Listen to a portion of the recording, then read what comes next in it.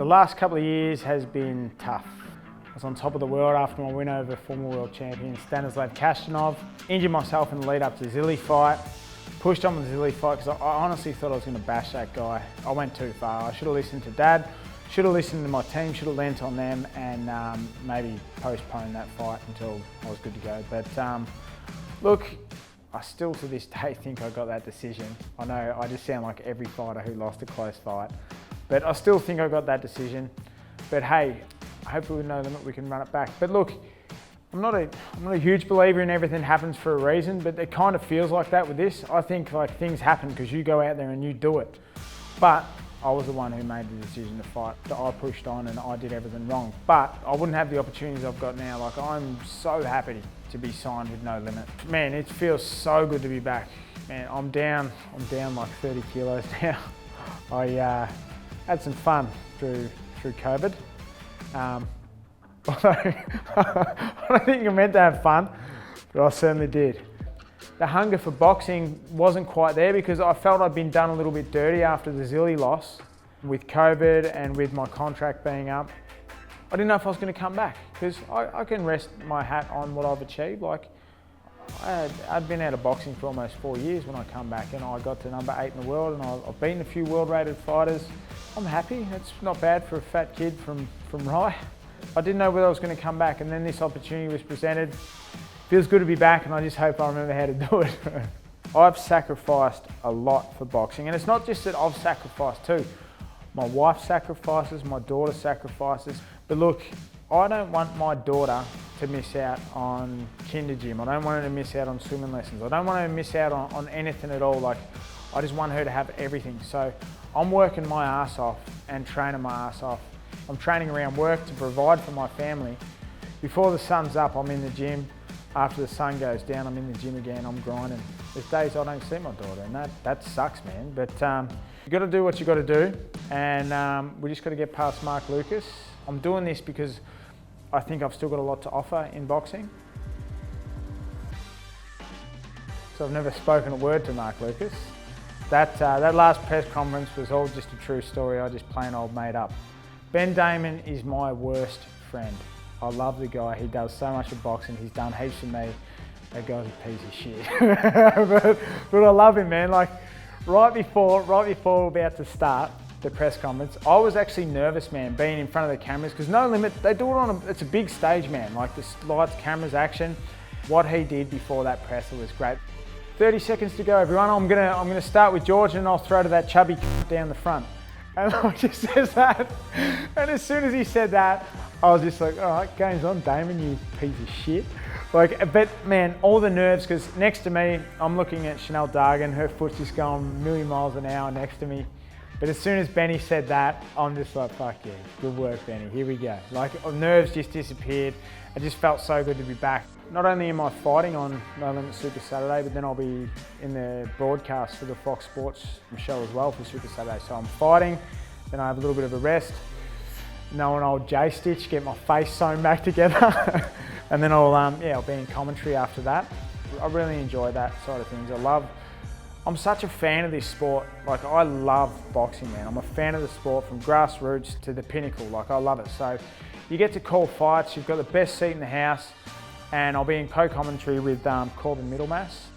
I've done a lot of work with Corbin with Wildfighter and shows like that. So if you got someone good to bounce off, like Corbin's great, or like I've worked with Ben Damon before as well. Like, these guys are professionals. When I finish boxing, that's what I want to foray into. I want to foray into the media, stuff like that. I don't want to be, hey, I love Lennifer so much. We've got the best relationship ever, like father-son. He's my coach now, but I'll be fucked if I'm 73 years old sitting in a boxing gym still putting someone through their paces, man. I prefer to just, I want to get into the media side of things when boxing's finished. So this is another opportunity that No Limit have given me. So I'm going to grab it with both hands and hopefully do a good job there too after I beat up Mark Lucas. I've not made a habit of taking too many punches, so who knows? Mark might have other ideas, but we'll see. I think we'll be fine. The arms look nice, but underneath this shirt it's still a fucking mess. So the battle of the dad bods it is. I proudly rock the dad bod. I rock the dad bod, but I will beat you the hell up. What I make of Mark, there's nothing that he does bad. He doesn't really make many mistakes. He's long, he can box, he can fight, he can do it all. Like, this is a good fight to come back to.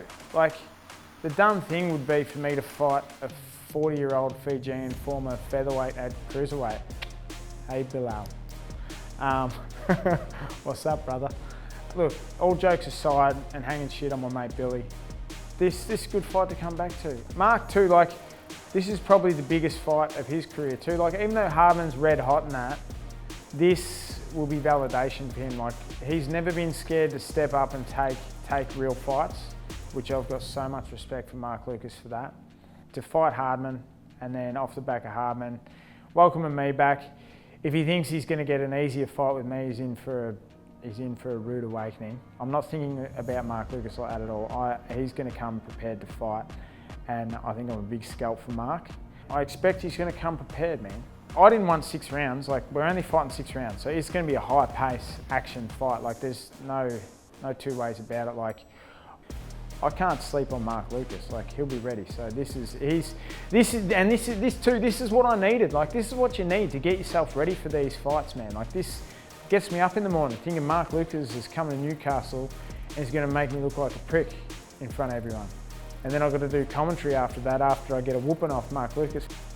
That ain't happening. I just want to show everyone that I haven't really missed a step. I don't know what people are thinking they're going to get from me when I come back, because I blew out to 115 kilos. It's no secret that I love to have a good time when I'm not training. Absolutely love a beer, just love to have fun. But when it comes down to doing the work, I do the work, and I only know how to box one way. My style is a condition-based style. You cannot fight like me and not do the work. Like, it just doesn't work. I'm even within myself sparring. Like, there's more in the tank there, man. Like, I am ready. Like, I am fit. That's what you're going to see. You're going to see the old Jayde Mitch. Lots of movement, lots of angles, and lots of punching. Man, Mark Lucas looks like he's got a hard fucking head, man. I'm predicting just high pace, all action for 6 rounds.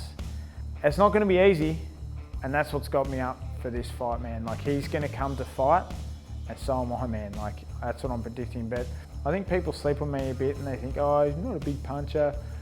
We'll be able to fucking put it on him, but it doesn't work like that. It does not work like that at all. Like, when you fight me, you've got to work. And I think because I make it look easy in some of my fights, that you might think it's easy, but believe me, it's not going to be fucking easy. Mark is not an easy fight either. So I'm prepared for a tough fight. If you come into this fight with me and you don't think it's going to be tough, or you don't think you're going to get cracked a few times, you're absolutely kidding yourself. So that's what I'm prepared for, and that's what everyone else should be prepared to see. I don't want to lose a round.